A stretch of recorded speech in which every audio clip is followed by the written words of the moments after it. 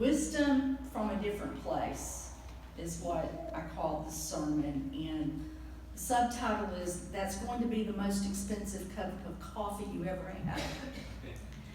I was 26. I was a young female associate in an old Southern law firm. It had produced 5 governors of our state, and one of my first assignments was to develop a business plan for the expansion of a national waste company. We needed to locate cheap property sites throughout the Southeast to dispose of garbage. So off I went to the vaults. We literally had vaults back then, I'm dating myself, for 100 years of land title searches for the Southeast existed. Found large tracts of property. There were old military shooting and practice fields which had bombs and missiles and ammunition that had never been cleared. And so a partner at the firm said I should lay out this research for the president of the waste company. I'll never forget, the man walked in, the CEO of the firm. Before sitting down, he turned to me and he said, "Shug, get me a cup of coffee. Cream and sugar, please." Yeah, he called me Shug.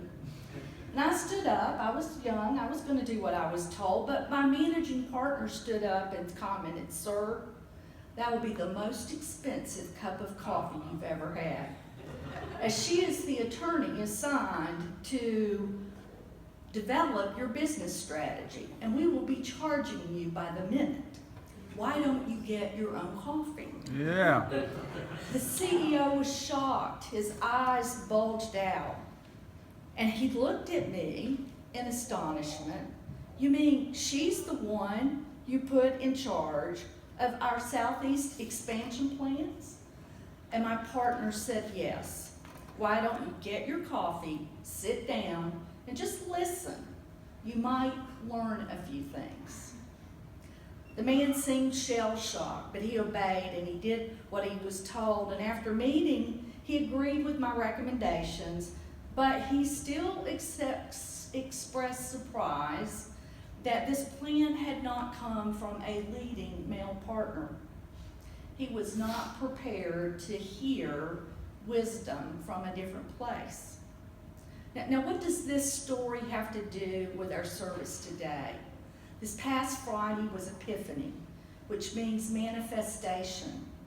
Epiphany is an annual remembrance of the baby Jesus being revealed to the Gentile Magi, who came from a different place. Think about this. Christ revealed to the rest of the world. But that is only half the story.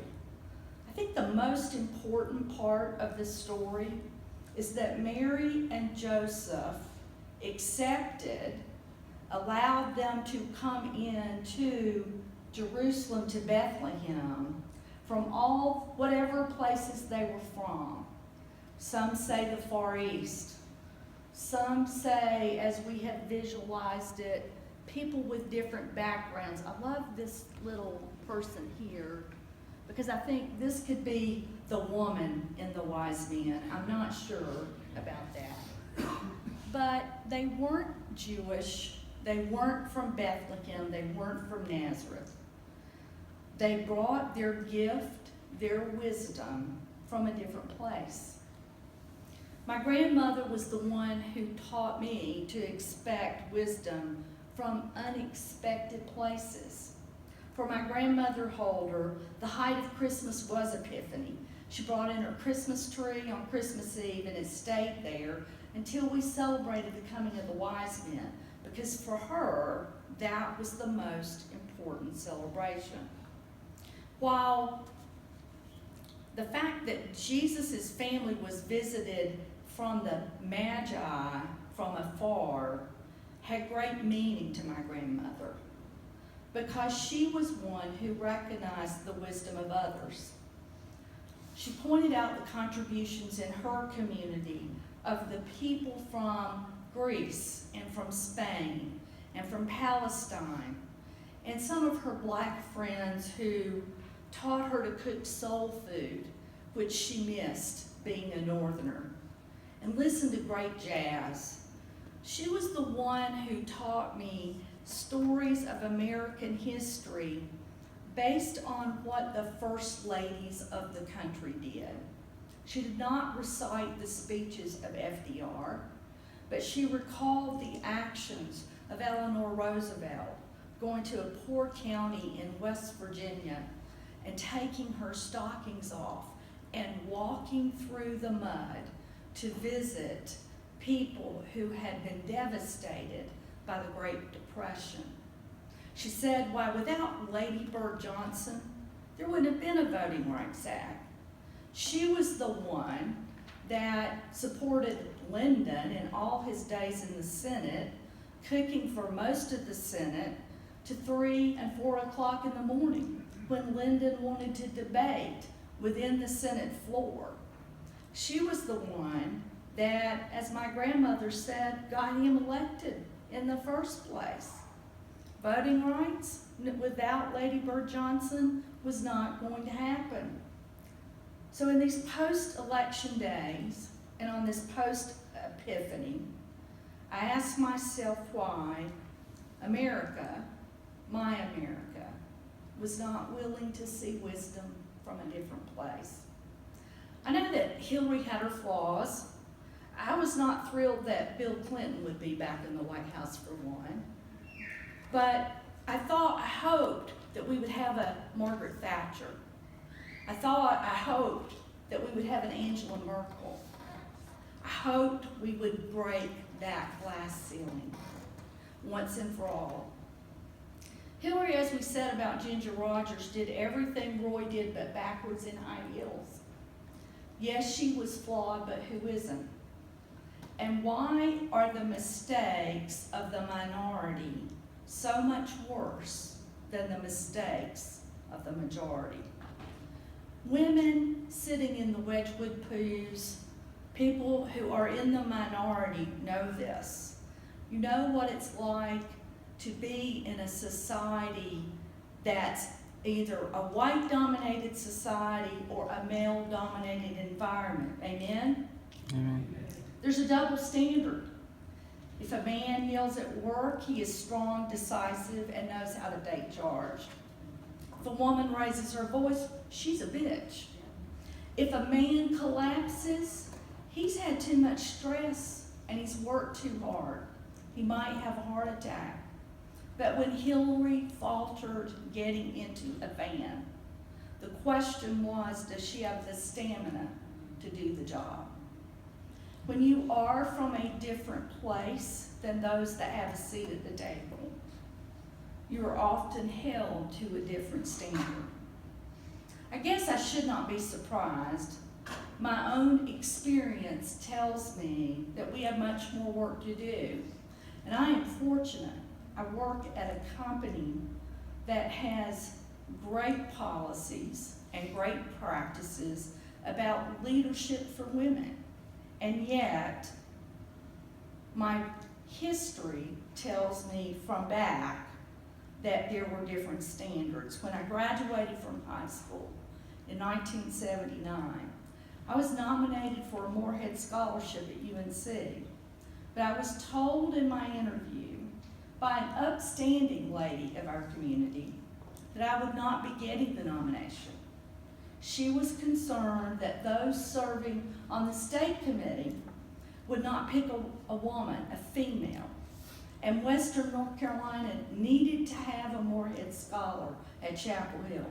And so they would not be taking a chance for that first year on any women that were being nominated. In 1983, I interviewed to be a clerk for a judge on the North Carolina Court of Appeals. As it turned out, he was blind. And he flat out told me, I was smarter, I wrote a better paper, I had better grades than the young man he planned to hire.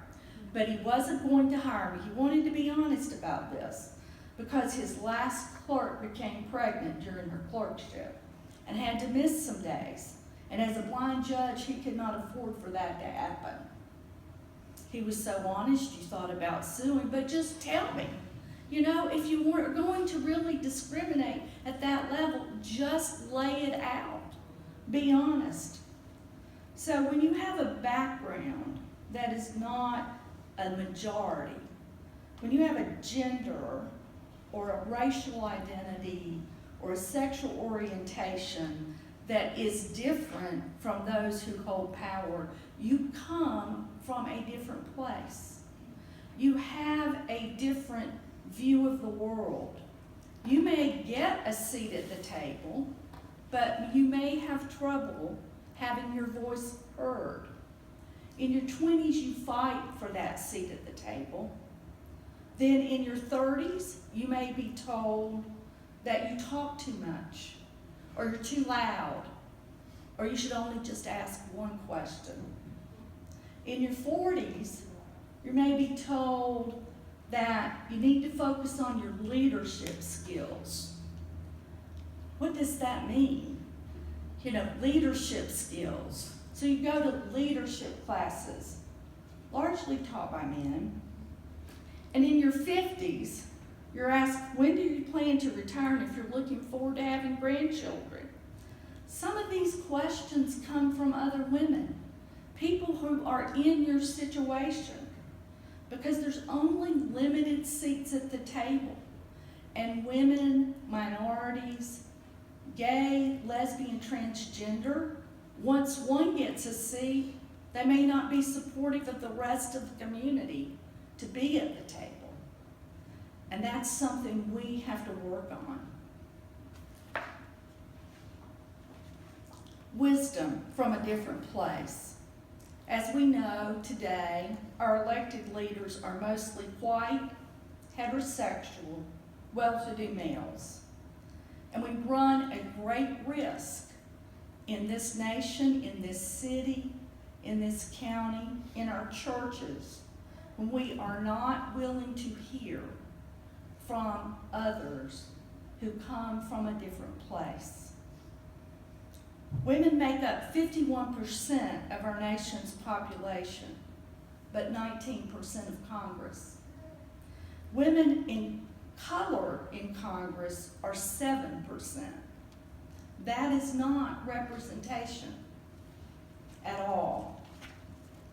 Wisdom from a different place. Are we willing to hear each other? Are we willing to listen?